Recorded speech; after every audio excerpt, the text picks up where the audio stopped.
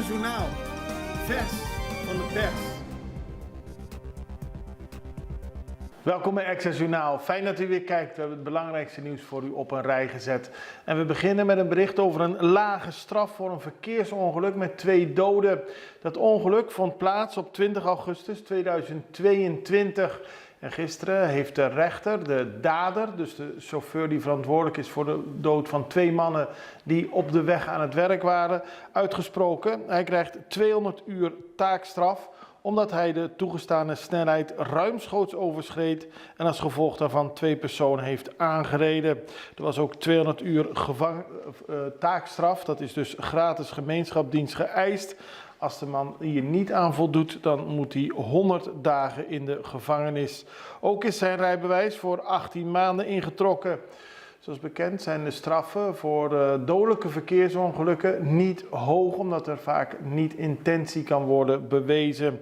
De man zegt dat hij erg veel last heeft van het ongeluk, dat hij nog steeds erg moeilijk slaapt en dat hij bang is dat de zaak hem zijn hele leven zou achtervolgen.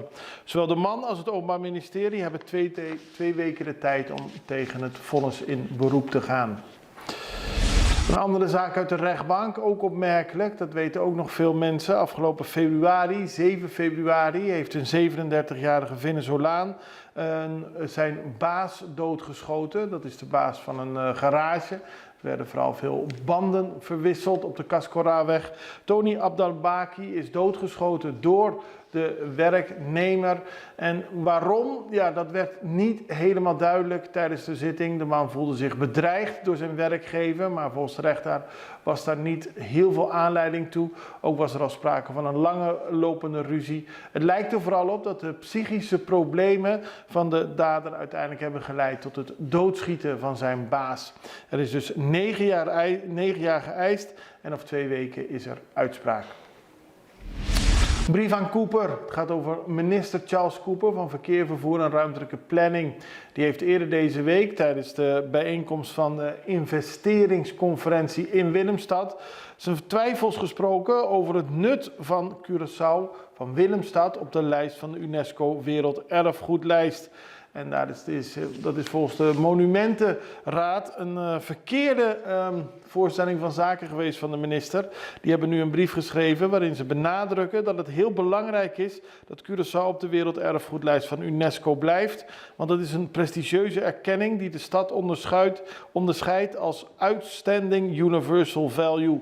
Met andere woorden, dat laat zien dat Willemstad, Punda en Otrobanda belangrijk is. Dat het belangrijk is voor mensen hier naartoe te komen, maar ook dat het van Curaçao belangrijk is om te zorgen dat de monumenten in goede staat blijven. En daar moet volgens de Monumentenraad gezamenlijk aan worden gewerkt.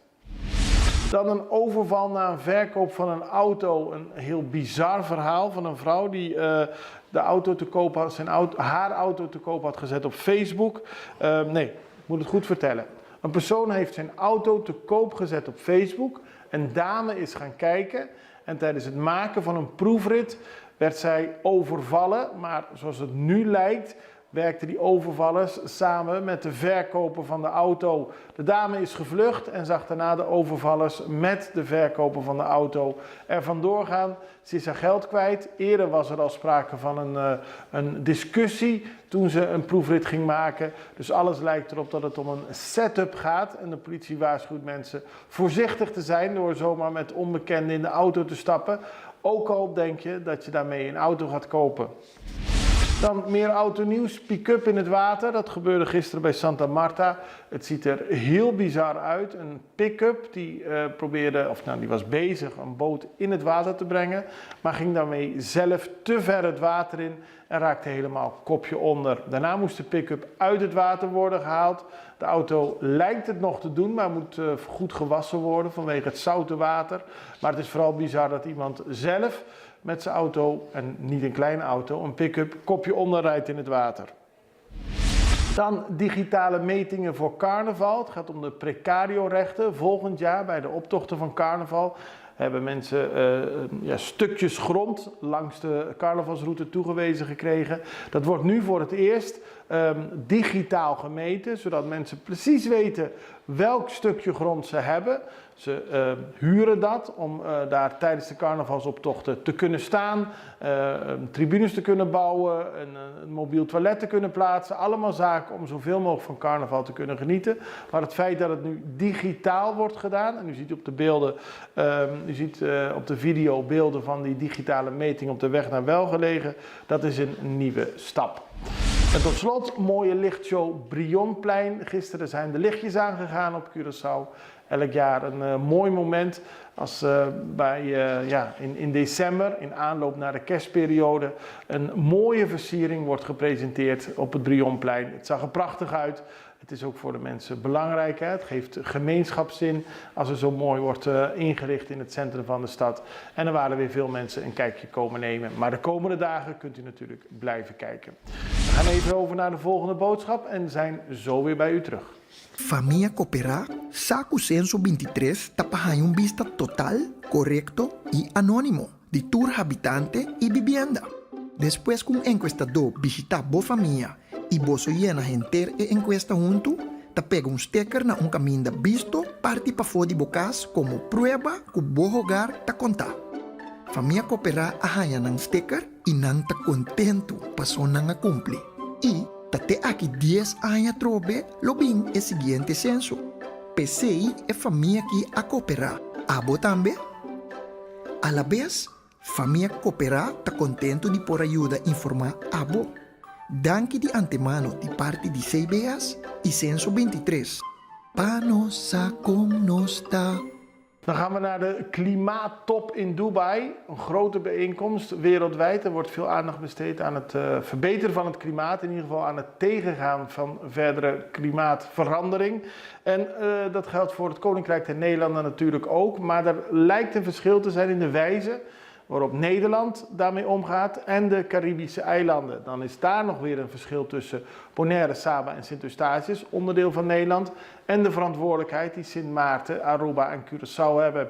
Blijft een interessant onderwerp en het Nederlandse Radio 1 journaal besteedde daar aandacht aan, omdat er vanuit Sint Maarten door een activist, Ridi Samtani, aandacht is gevraagd voor de situatie op Sint Maarten. Die zouden achtergesteld worden bij de rest van het Koninkrijk.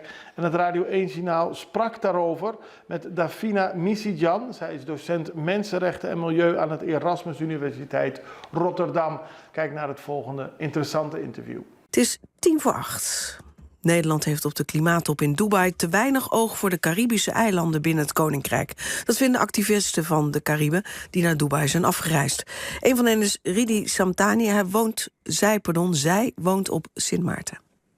It's time to stop burning our planet. The concentration of carbon in our atmosphere 2 degrees is a death sentence. Business as usual and blah, blah, blah. Hello, my name is Ridi Samtani. I am 27 years old. I'm from the beautiful island of St. Martin.